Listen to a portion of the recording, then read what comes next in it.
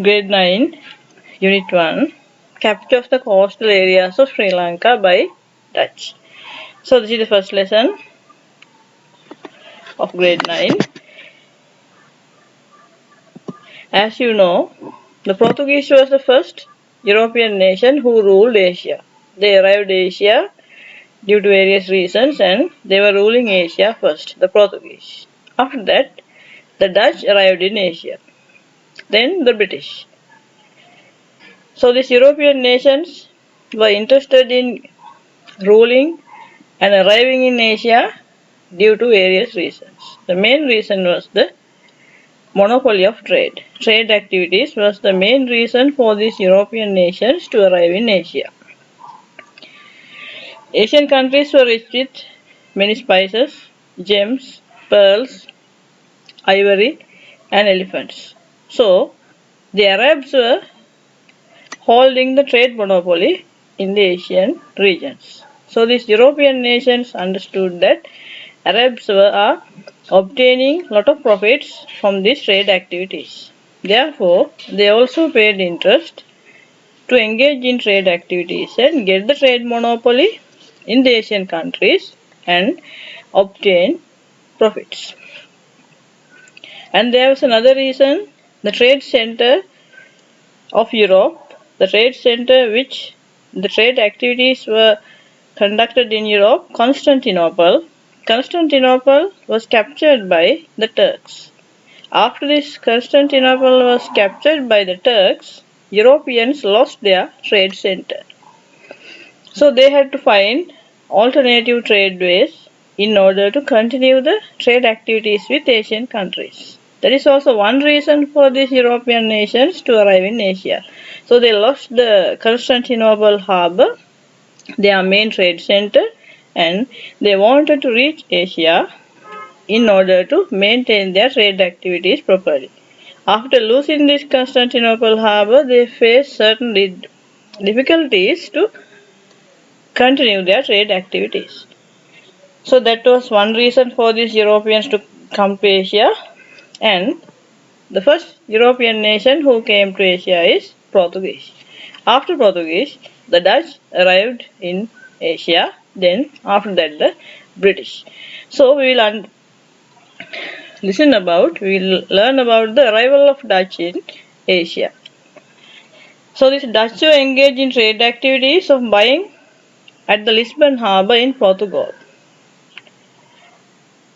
Lisbon harbour, that was their trade center for Dutch, and Holland, the motherland of Dutch, was a colony of Spain at that time. So the Spain people were ruling Dutch.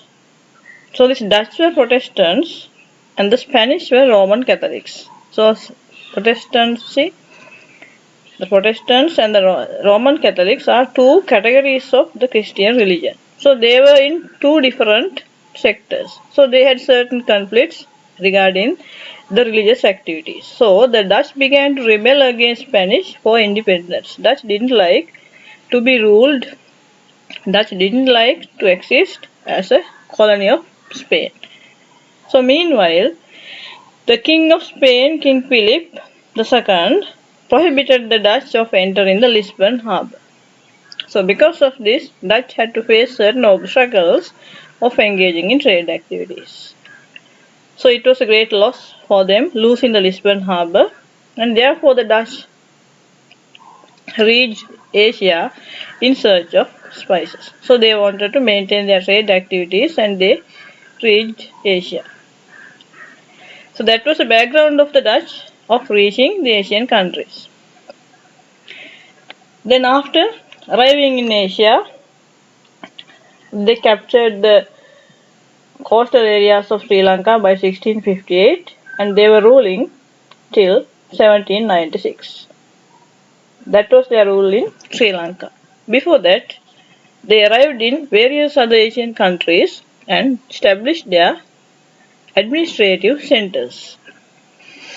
In 1602, the Dutch trade companies had arrived in Asia, and after that, Dutch formed the Dutch East India Company or the VOC Company in 1602. This VOC Company is a very important administrative Institute of Dutch. VOC mark. This symbol were used in various objects of Dutch. VOC plates, spoons, knives can be found which had been used in the Dutch era. So the headquarters of this VOC company was established in Batavia in Java Island. That was the first Dutch administrative center in Asia. And at this time, these Candian kings were disturbed by the power of Portuguese which was in Sri Lanka.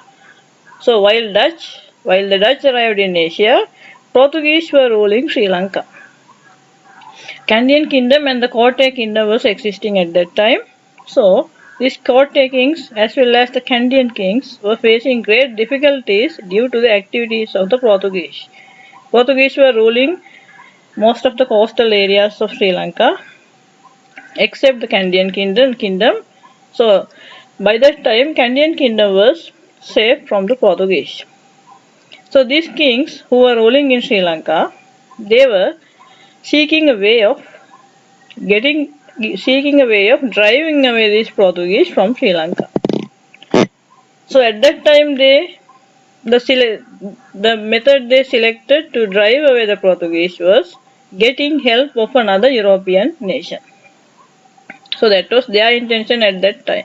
So Dutch knew this, and Dutch also understood the importance of Sri Lanka, to the trade importance and the locational importance. Those things were understood by the Dutch. So Dutch were also waiting for an opportunity to arrive in Sri Lanka. So during this time, the Dutch Admiral Joris van Spilbergen reached the eastern coast of Sri Lanka and landed in Batticaloa. So this Dutch Admiral Joris van Spilbergen was the first Dutch admiral who arrived in Sri Lanka. So during this time, King Imadharma Surya I was ruling the Candian kingdom, and the Dutch admiral met King Imadharma Surya. That was the first meeting of the Dutch between Dutch and the Candian king. So the king was disappointed because of the activities of the Portuguese. So king agreed to get the assistance of the Dutch in order to drive away the Portuguese. So always these European nations, they are very cunning. They were using a lot of strategies in order to gain the power in Sri Lanka. These kings were not strategical, but the kings were always stronger than these European nations in their military power. And the European nations were very European nations were using a lot of strategies to get the power. So after that, the Dutch captain Sebald de Weert met King Imadharma Surya in the second time. He was the second Dutch ambassador who met the Candian king. But when he met the king, he was speaking disrespectfully to the king's men. Disrespectfully to the king, and due to that reason, king's men killed this Sebald, and the king had to give up the hope of driving away the Portuguese. So this captain Sebald de Weert was speaking in a disrespectful manner to the king. Therefore, the king's men killed him at that moment. Then, because of this, that discussion was unsuccessful, and King Imadharma Surya I had to give up the hope of driving away the Portuguese with the help of the Dutch. So it didn't happen. So later, after the death of King Imadharma Surya, King Senrath became the king. Then after King Senrath, his eldest son became the king as King Rajasingha II. So those things you have studied in grade 8. So King Rajasingha II came into an agreement with the Dutch in order to get the support to drive away the Portuguese. That was successful. So Dutch agreed to drive away the Portuguese, and in return they came into an agreement. In this agreement, the king agreed to give the Dutch the proprietorship of the cinnamon trade in Sri Lanka, the whole proprietorship of the cinnamon trade.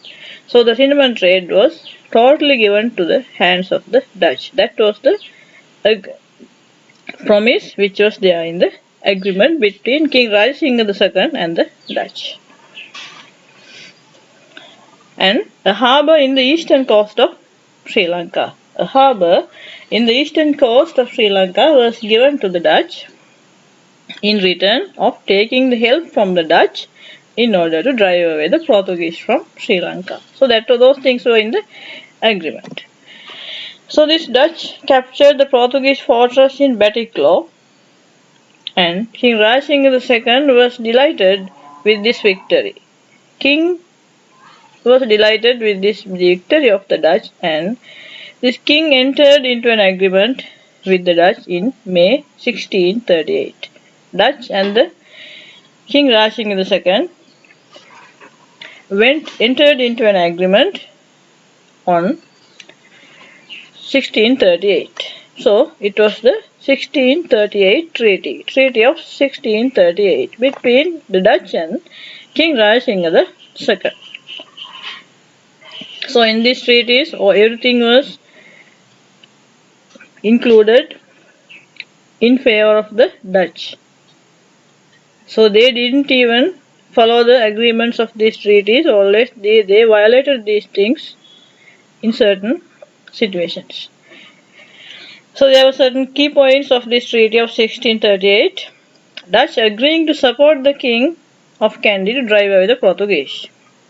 King agreed to provide cinnamon, pepper and beeswax and the amount that the Dutch would spend on battles against Portuguese. King agreed to provide the cinnamon, pepper and beeswax, and also the expenditures of the battles were also spent by the king. That was somewhat favorable to this Dutch. Granting the Dutch the monopoly of collecting all the commodities of the Candian areas except elephants. Except elephants, all the other trade items, the Dutch could be collected all the other trade items and buy the trade items and sell them except elephants. So it was a disadvantage for the Candian people. And agreeing to keep the Dutch armies at the fortresses captured from Portuguese if king permits.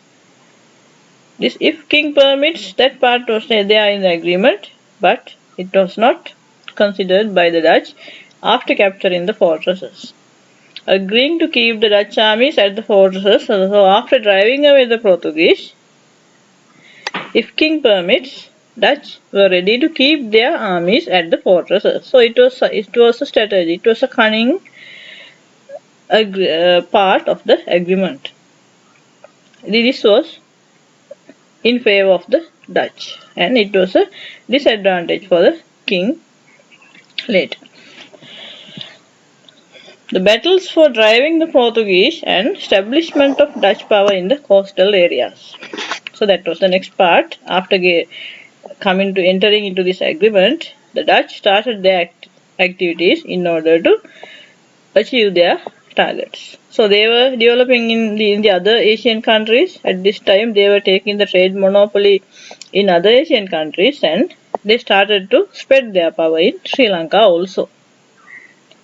So by this time, the Portuguese were becoming weak in Asia. So it was an advantage for the Dutch to drive away the Portuguese easily with the help of the king. Not only the Dutch, the king's army also supported the Dutch to drive away the Portuguese. After the treaty signed in 1638, Dutch and the Candian army captured the Portuguese fortress in Trincomalee. Dutch, together with the Candian army, captured the fortress in Trincomalee. Negombo, Galle, Kalutara, Colombo, Mannar, and Jaffna. All these fortresses were captured from the Portuguese, and the Portuguese were driven away so that the Dutch were able to get the power of the fortresses. In the agreement, they mentioned that Dutch can keep their armies at that fortresses even if the king permits only. But the Dutch violated these agreements of the treaty by not handing over the captured fortresses from the Portuguese to the king. So they didn't hand over these fortresses back to the king. They employed their armies in the fortresses and they were spreading their power in those fortresses which were captured by driving away the Portuguese. So due to this reason, king didn't pay the salaries of the workers who were employed at those fortresses. So king also didn't give up. King didn't pay the salaries for the people who were employed in the Dutch fortresses because the Dutch armies were employed there. So due to this situation, there were certain conflicts occurred between the Dutch and King Rajasinga II. And there was another instance that the Dutch violating the rules of the agreement, capturing the Colombo fort by Dutch. Later, the Dutch army headed by General Gerard Hulft surrounded Colombo fort and captured from the Portuguese together with the army of King Rajasinga II. King Rajasinga II's army also supported the Dutch to capture the Colombo fort. So the Captain General who headed this battle was Dutch Captain General Gerald Hulft. So they got together and captured the Colombo harbour, drove away the Portuguese, and the Dutch made Colombo fort their headquarters by breaking the agreement which had been entered with the king. So it was violating the rules of the agreement. Earlier, this Dutch headquarters was in Gaul, but later, after capturing the Colombo fort, they established their headquarters at Colombo fort. So that was another instance which the Dutch violated the rules of the agreement made with King Rajasinga II.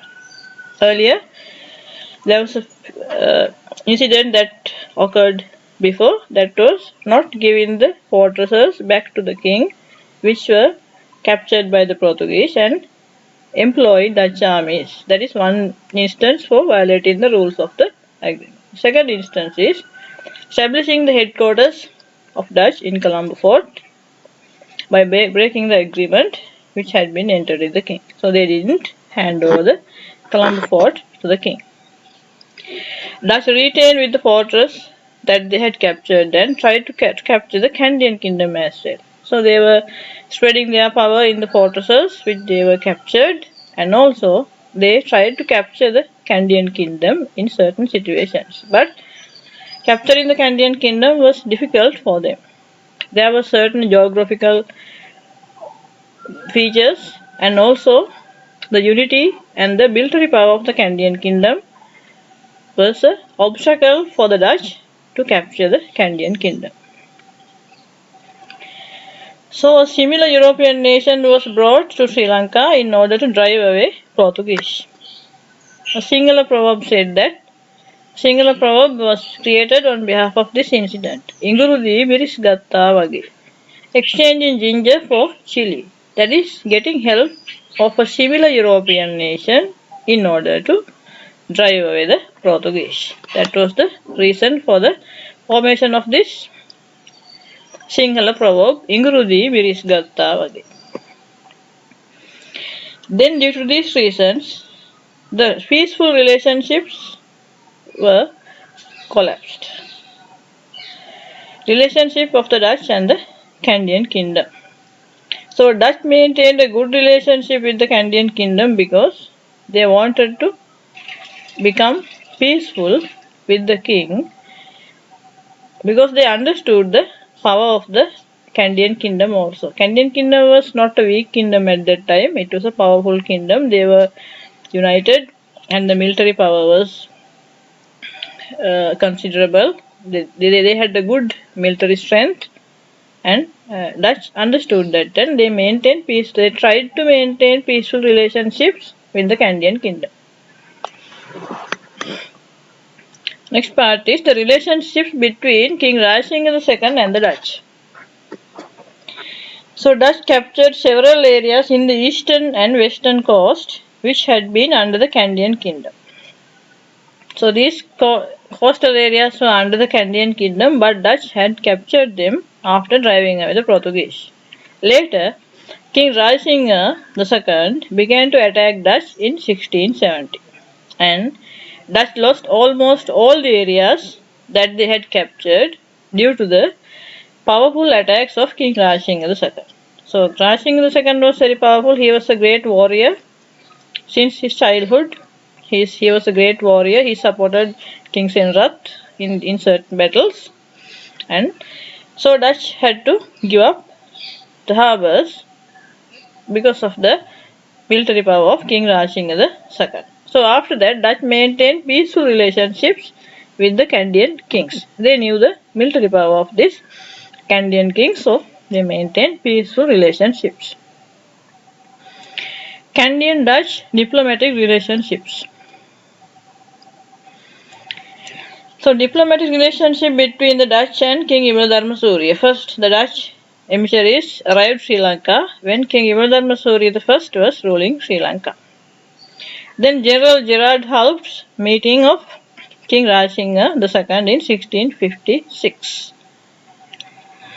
And there were diplomatic relationships during the rule of King Imadharma Surya II, King Veera Parakrama Narendra Singha, and King Sri Vijaya Rajasingha. At these periods also, Dutch emissaries, Dutch ambassadors visited Sri Lanka and met these kings. They had certain agreements and they came into certain agreements as well. The two parties had exchanged gifts and they had certain cordiality between each other. They were cordial to each other. When they met, they had exchanged certain gifts. And also, when they were exchanging letters, exchanging documents, they had a special way of addressing each other. Dutch had stated three Singaladishwara when addressing King Rajasingha II.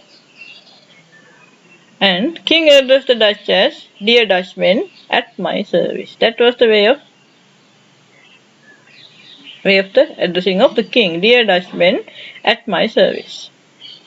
Dutch closed the letter by saying, "Your obedient servant." These things were in the documents. Dutch closed the letter by saying, "Your obedient servant." Dutch were writing in letters in that way. They were showing that they were very much loyal and obedient to the king. But that was also a certain strategy of them. That is to get the maximum benefit from the king and maximum benefit from the areas of Sri Lanka. And when they met, they had exchanged certain gifts. So the gifts to the king by the Dutch emissary. Dutch had given flags taken from the Portuguese, 2 horses, 2 sets of Persian bows and arrows, sandalwood timber, 2 Persian sheep and several other animals. These were the gifts given by the Dutch to the king. When they met, they exchanged gifts. But the king had given very valuable gifts to the Dutch. A gold chain, a ring, a shoe holder made of gold. So these things were given by the king.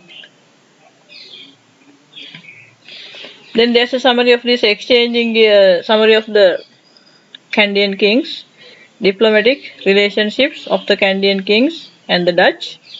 So in 1602, when King Imadharma Surya I was ruling, the Dutch envoy Joris van Spilbergen visited Sri Lanka in order to discuss about commercial activities to getting the trade monopoly.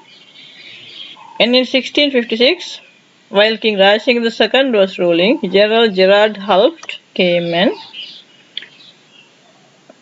it is due to an invitation to meet the king and discussing the issues that two parties were faced with. Also, that is to discuss certain issues that two parties were faced with due to the Portuguese. And in 1688, King Vimaladharma Surya II, Dutch envoy is Cullen Elbers, discussing a new agreement between the king and the Dutch. That is to discuss about a new agreement between the king and Dutch. So these things didn't happen. These agreements were not, they didn't enter into agreement at this time, only for a discussion. And in 1721, King Veera Parakrama Narendra Singha was ruling. Dutch envoy Cornelius Tackle arrived in Sri Lanka. That is to offer the condolences of the Dutch over the death of the king's queen. That is to offer the condolences. So they had certain mutual relationships also. Not only the political aspects, they had certain mutual relationships also. Maybe strategies. Anyway, they were continuing their relationships peacefully. So that was the first part of the arrival of Dutch to Sri Lanka. After this, certain matters arose during the rule of the Dutch in Sri Lanka. So we will discuss that part in the second video. I hope that you understood these matters. So you can find out the methods, you can find out examples for the certain situations where the Dutch violated the agreements between the Candian kings. Dutch violated the treaty of 1638 in various circumstances. So you can find out the situations where the Dutch violated the agreement in 1638. Okay, thank you very much.